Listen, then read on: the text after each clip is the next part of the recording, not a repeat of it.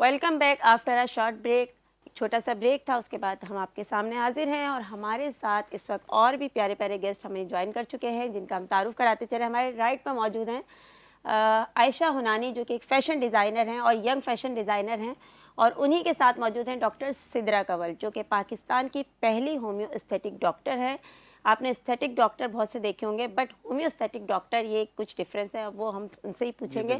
اور ہمارے یہاں لیفٹ پہ موجود ہیں ہم ایک ثنا خواں, بہت ہی مشہور و معروف ثنا خواں جنہوں نے ابھی ہمیں جوائن کیا ہے, محمود صاحب, اور ہاں محمود رشید صاحب.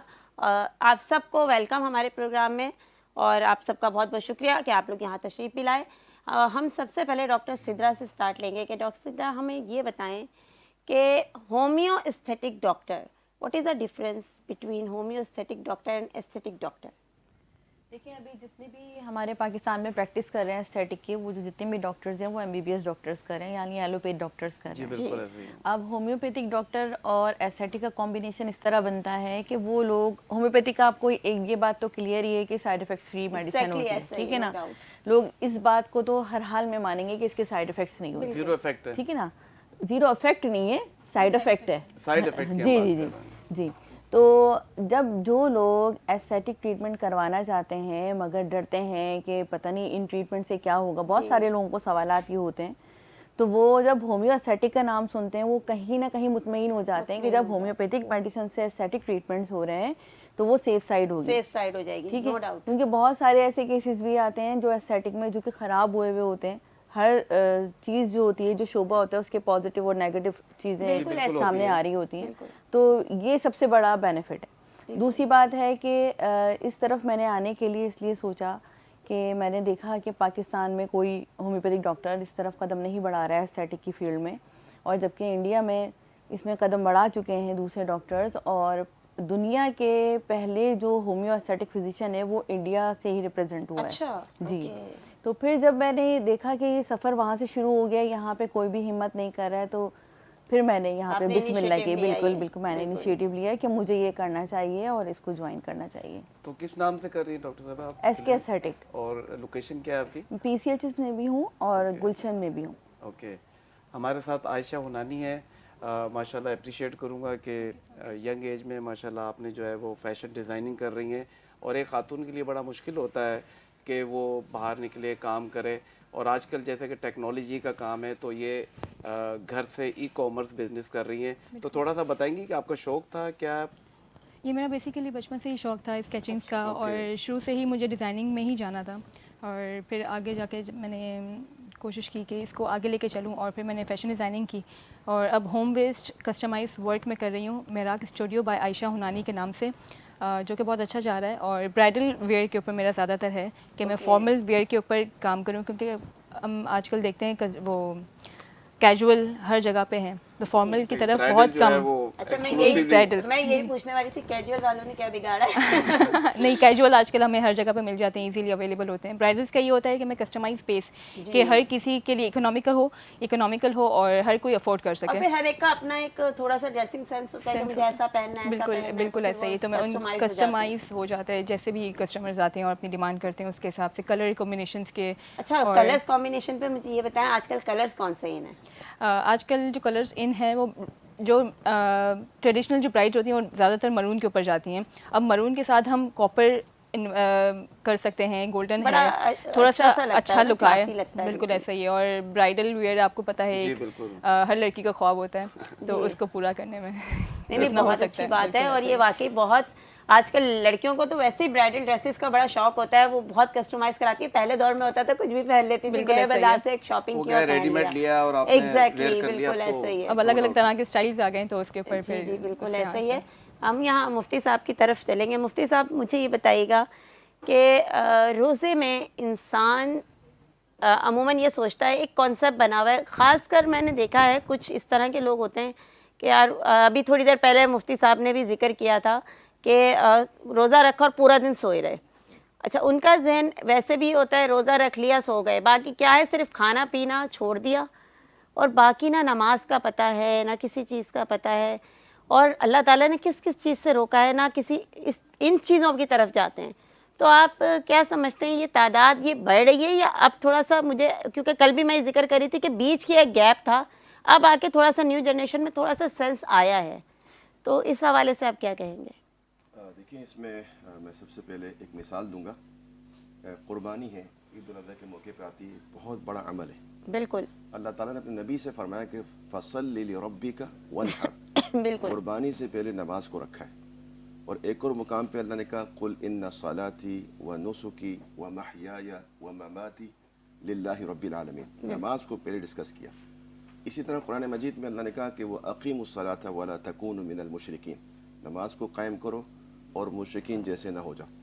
آپ علیہ السلام نے پھر نماز کے اوپر تلقین کی اور آپ نے فرمایا کہ بین العبد و بین الکفر ترک الصلاۃ, مومن بندے اور کافر بندے کے درمیان جو فرق ہے وہ نماز کا چھوڑ دینا. بالکل. اب ہمارے ہاں ایک روٹین تھی کہ لوگ جو ہے نا, اچھا یہ اکثر وہ لوگ کرتے ہیں کہ جن کے اندر شعور نہیں ہوتا, یا ان کو نالج نہیں ہوتی, یا ان کے اندر خشیت نہیں ہوتی, یا وہ روزے کی روح کو نہیں سمجھتے کہ یہ روزہ ہے کس لیے. اس طرح مفتی صاحب نے ایک حدیث سنائی تھی, میں آپ کو وہ یہاں پر پھر کروں گا. آپ علیہ السلام نے فرمایا کہ الصوم لی, اللہ فرماتا ہے یہ روزہ میرے لیے, یہ روزہ میرے لیے. جب روزہ اللہ کے لیے تو بندے کو بھی اللہ کا ہو جانا چاہیے, اور وہ اللہ کا کیسے ہوگا؟ عبادات کے ذریعے. بالکل. اور سب سے زیادہ بندے کو جو قربت ملتی ہے وہ ایک عبادت ہے, اس کا نام ہے نماز. موسیٰ علیہ السلام کو بھی اللہ نے قرآن میں فرمایا, کہا کہ وَأَقِمِ الصَّلَاةَ لِذِكْرِي, اگر آپ مجھے یاد کرنا چاہتے ہیں تو سب سے بہترین ذریعہ نماز ہے. جب بندہ نماز میں اللہ کے آگے کھڑا ہوتا ہے, کبھی رکوع کی حالت میں, کبھی سجود کی حالت میں, تو وہ اللہ سے گفتگو کر رہا ہوتا ہے, اللہ سے بات کر رہا ہوتا ہے. تو یہ جو نماز ہے یہ ہر عبادت کی روح ہے.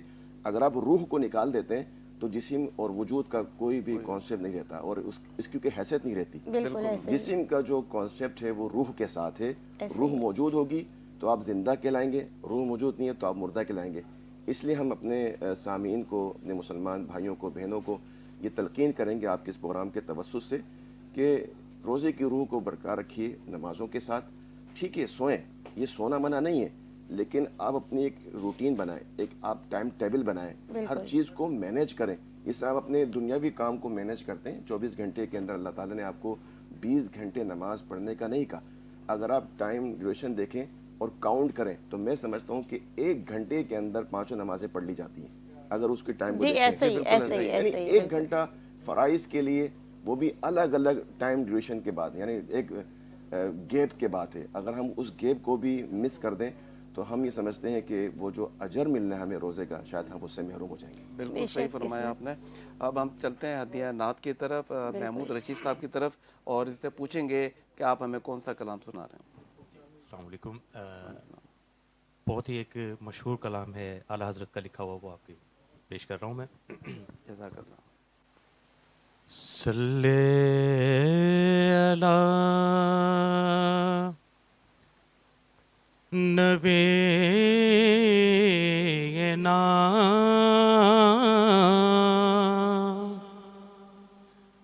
صلی علی محمد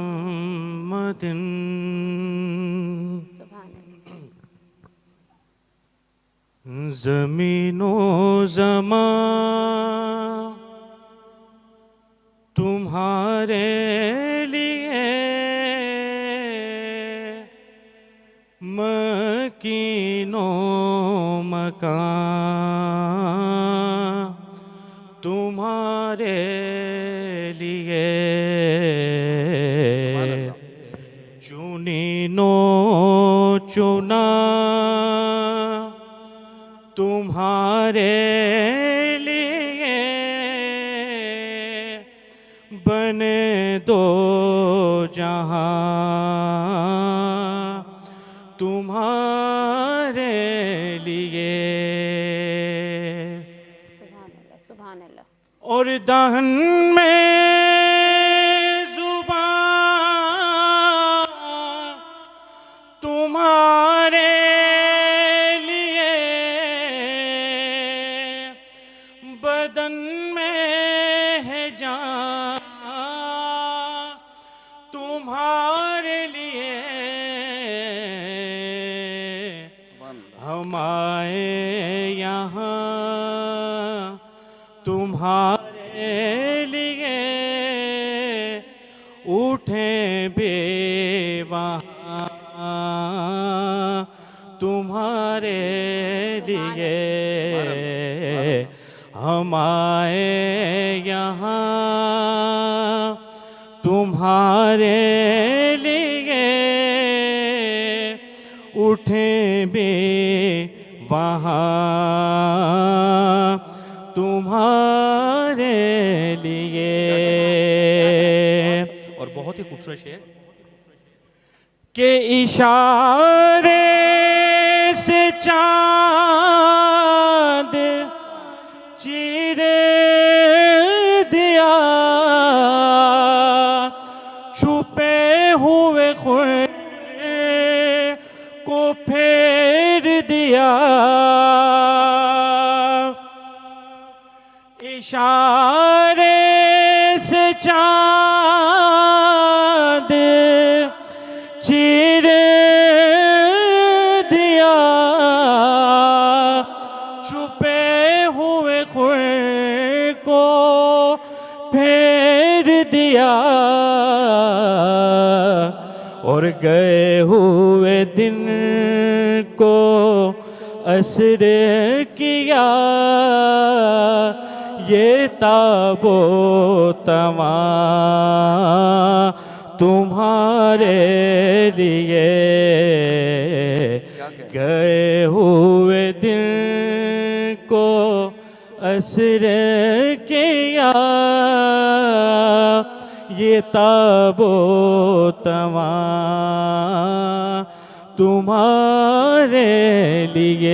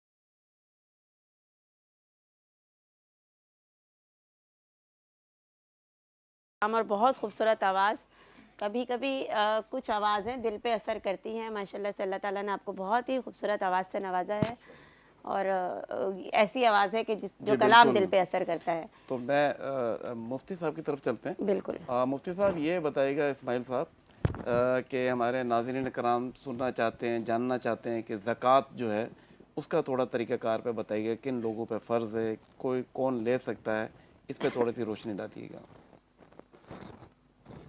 اللہ رب کریم نے قرآن مقدس میں جہاں پر نماز کا ذکر فرمایا وہی متصلاً زکوٰۃ کو بھی ذکر فرمایا کہ اقیم الصلاۃ، نماز قائم کرو، وآتوا الزکاۃ، اس کے بعد زکوٰۃ ادا کرو۔ تو تقریباً 84 ایسے سری مقامات قرآن مقدس میں جس میں اللہ رب کریم نے نماز کے ساتھ زکوٰۃ کو ذکر فرمایا، اس کے علاوہ اشارتاً، کنایتاً اور بہت سارے قرآنی آیتیں ہیں کہ جس میں اشارہ ملتا ہے ان صدقات واجبہ کی طرف۔ اسی طریقے سے سب سے پہلے نماز کو فرض کیا گیا، پھر اس کے بعد زکوٰۃ کو فرض کیا گیا، پھر اس کے بعد روزے کو فرض کیا گیا۔ نماز شروع میں اس لیے فرض ہوئی کیونکہ وہ ذرا آسان ہے، وہ عبادت بدنی ہے، تو اس کو پڑھنے میں کوئی زیادہ اتنی مشقت نہیں ہے بدن کا۔ اس کے علاوہ زکوٰۃ چونکہ تھوڑی ذرا مشکل ہے، کیونکہ اپنے پیسے کسی کو دینا، پیسوں میں سے زکوٰۃ نکالنا ذرا انسانی نفس کے لیے ذرا مشکل ہو جاتا ہے، بحیثیت ایک انسان ہونے کے، کیونکہ وَأُحْضِرَتِ الْأَنفُسُ الشُّحَّ، قرآن میں اللہ نے ارشاد فرمایا کہ ہر نفس کے اندر لالچ کو رکھا گیا ہے، وہ جتنا بھی وہ لالچ رکھا گیا اپنے آپ سے پیسے دور کر دینا ترے مشکل مرحلہ ہے، تو اس لیے اس کو دوسرے مرتبے لے کر آئے کہ اپنے مال میں سے کسی کو نکال کے ہاں ذرا تھوڑا مشکل ہے. اور اسی طریقے سے روزہ اس کے مقابلے میں اور بھی تھوڑا ذرا مشکل ہے، کیونکہ انسان کو بھوکا پیاسا لینا ہوتا ہے. تو زکوٰۃ جو ہے جس طریقے سے نماز ہے اسی طریقے سے زکوٰۃ ہے. اب اگر کوئی شخص نماز کا اہتمام کرتا ہے اور تمام کرنے کے باوجود بھی وہ صاحب نصاب ہے، یعنی اس کے اوپر زکوٰۃ دینا لازم ہے، اگر وہ نماز کا اہتمام کرتا ہے اور زکوٰۃ ادا نہیں کرتا تو زکوٰۃ ادا نہ کرنے کی وجہ سے وہ گناہگار ہوگا. زکوٰۃ کا انکار کرنے والا کافر ہوگا، زکوٰۃ نہ دینے والا گناہگار ہوگا. جس طریقے سے نماز نہ پڑھنے والا گناہگار، ایسی زکوٰۃ نہ دینے والا بھی گناہگار ہوگا، کیونکہ یہ زکوٰۃ ہے. پھر اس کے علاوہ زکوٰۃ آپ کے اصل میں ہے کیا چیز؟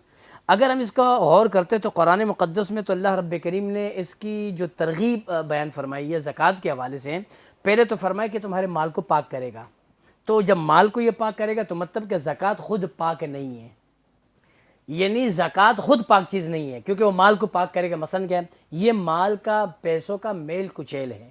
اسی وجہ سے علماء نے لکھا کہ مدارس کے اوپر زکوٰۃ تو لگ سکتی ہے، مساجد پر زکوٰۃ نہیں لگ سکتی براہ راست. اس کی وجہ کیونکہ زکوٰۃ کا میل ہے، زکوٰۃ کا ایک میل ہے، اور مسجد وہ اللہ کا گھر ہے، وہ مطہر ہے، وہ صاف ہے، وہ مزکا ہے، صاف شفاف ایک مقام ہے. جسم کی زکوٰۃ جو ہے وہ روزہ ہے جناب. تو لہٰذا چونکہ میل ہے براہ راست مسجد کے اوپر نہیں لگے گی، تو قرآن نے اس کو ذکر فرما دیا کئی مقامات پر، اور فرمایا کہ زکوٰۃ اپنے اموال کی دو تاکہ تمہارا مال صاف ہو جائے. دوسرے مقام پر فرمایا کہ یہی مال جو لوگ اپنی زکوٰۃ اموال کی ادا نہیں کرتے ہیں تو قیامت کے دن فرمائے کہ ان کا مال گنج سانپ کی صورت میں وہ سامنے آئے گا اور اس انسان کو ڈسے گا. بلکہ سورہ توبہ سے بلکہ 10ویں سپارے میں اللہ رب کریم نے اس کا ذکر فرمایا کہ یوم یحمى علیہا فتکوی بہا جباہہم وجنوبہم وظہورہم ھذا ما کنزتم لانفسکم. فرمایا کہ اس دن مال ان کے ماتھے کو، ان کی پیٹھ کو، ان کے پیٹ کو، ان کے جسم کو وہ ڈسیں گے، اور فرمایا کہ ھذا ما کنزتم، یہ وہ جو تم نے خزانہ جمع کیا تھا دنیا میں، لانفسکم اپنے آپ کے لیے، اور دوسرے لوگوں کو بھول گئے تھے. دیکھیں حضرت، یہ زکوٰۃ کا جو اصل تصور ہے وہ اللہ تعالیٰ نے اپنے مخلوق کو مخلوق کے ذریعے اس کی تربیت کرنی ہے، اور ایک مخلوق کو دوسری تربیت مخلوق کے ذریعے ان کو فیسیلیٹیٹ کرنا ہے. یعنی دیکھو منشا خداوندی کتنی خوبصورت ہے. یعنی زکوٰۃ تو عبادت ہے، لیکن مقصود اس میں کیا ہے؟ بندوں کا فائدہ ہے. روزہ عبادت ہے، مقصود کیا ہے؟ بندوں کا فائدہ ہے. اسی طریقے سے حج جو ہے نا، اسی وجہ سے حج چونکہ عبادت ہے، مقصود کیا ہے؟ بندوں کا فائدہ ہے. تو اللہ تعالیٰ کی جتنے بھی عبادتوں کی جو مختلف شکلیں ہیں جو اللہ رب کریم نے ذکر کی ہے، اگر آپ اس میں مقصود بذاتی آپ دیکھیں تو اس کے اندر مخلوق خدا کو فائدہ ہے، اور اللہ رب کریم کو بہترین وہ بندہ اور اپنا وہ جو اپنی ذات سے لوگوں کو فائدہ دے. تو اللہ نے فرمایا کہ جو صاحب نصاب ہوں وہ اپنا مال نکالیں، اور جو غربا ہے، غربا سے مراد کے قرآن مجید میں اللہ رب کریم نے ان کے مصارف کو ذکر فرمایا. فرمایا انما الصدقات للفقراء والمساکین وبنی السبیل، اسی طریقے سے والعاملین علیہ والمؤلفۃ القلوب. تو 7 مصارف کو اللہ پاک نے قرآن مقدس میں ذکر فرمایا کہ جو زکوٰۃ کے مستحقین ہیں. اس کے اندر کچھ تو ایسے براہ راست جس طریقے سے آپ کے مساکین ہیں، کوئی بندہ وہ صاحب نصاب نہیں ہے. اس دور کے اندر علماء نے تو بعض لکھا ہے کہ اپنی حاجت اصلیہ کے علاوہ اگر کوئی انسان 50,000 روپے کا بھی مالک ہو نا تو وہ زکوٰۃ دینے کا اہل ہے، وہ زکوٰۃ ادا کرے گا. تو لیکن اس میں تھوڑی سی آگے پیچھے میں ہو سکتی ہے. اسی طریقے سے کوئی انسان ہے، اس کے حاجت اصلیہ اس کے پاس ہے، لیکن اس کے علاوہ جو ہے اس کی کوئی آمدنی کو کوئی ذرائع ایسے نہیں ہے کوئی باقاعدہ. تو اسی وجہ سے بعض علماء نے تو یہ بھی لکھا ہے کہ اس دور کے اندر اب زکوٰۃ ان لوگوں کو بھی دے سکتے کہ جو 25,000 روپے تنخواہ لیتے ہیں، یعنی کہ 25,000 سے کسی کا کوئی گزارا نہیں ہوتا، کچھ بھی نہیں ہو سکتا. تو لہذا جیسے زکوٰۃ دینا واجب ہے، اسی طریقے سے ان کے جو اہل ہیں ان کو تلاش کرنا بھی واجب ہے. آپ گداگروں کو نہ دیں، آپ پیشہ ور لوگوں کو نہ دیں. رمضان سب سے پہلے اپنے قریب کے لوگوں کو دیکھیں، سب سے زیادہ جو حق ہے وہ آپ کے قریب ہے. دیکھیں جیسا والدہ کو زکوٰۃ نہیں دے سکتے ہیں، والد کو زکوٰۃ نہیں دے سکتے ہیں، اپنی جو ہے بھائیوں کو زکوٰۃ دے سکتے ہیں، اپنی اولاد کو زکوٰۃ نہیں دے سکتے ہیں، اپنی زوجہ کو زکوٰۃ نہیں دے سکتے ہیں، ان کی بہنوں کو آپ زکوٰۃ دے سکتے ہیں. تو جو قریب کے لوگ ہیں ان کو آپ سب سے پہلے آپ دیجئے کہ اگر وہ صحیح ہے تو چاہ کے ان کو زکوٰۃ ملے اور ان کا گھر کچھ چلے، کیونکہ حالات بہت زیادہ لوگوں کے خراب ہے. تو اس اعتبار سے 7 مصارف ذکر کیے گئے. اور بھی اگر مصارف ہے اس کی کوئی پوری ایک ڈیٹیل ہے, لیکن میں ذکر کر رہا ہوں کہ ان لوگوں تک پہنچائیں کہ جو مستحقین زکوٰۃ ہیں. تو جیسے زکوٰۃ نکالنا واجب ہے, اسی طریقے سے زکوٰۃ کے جو لوگ ہیں جن کے اوپر زکوٰۃ ہونی ہے ان کو بھی تلاش کرنا ہمارے ذمے ہے, تاکہ ہم ان کو تلاش کریں اور غلط ہاتھوں میں زکوٰۃ کے پیسے. آگے بھی بات کریں گے, یہاں پر ہوا ایک چھوٹے سے بریک کا, تو بریک کے پاس واپس آتے ہیں.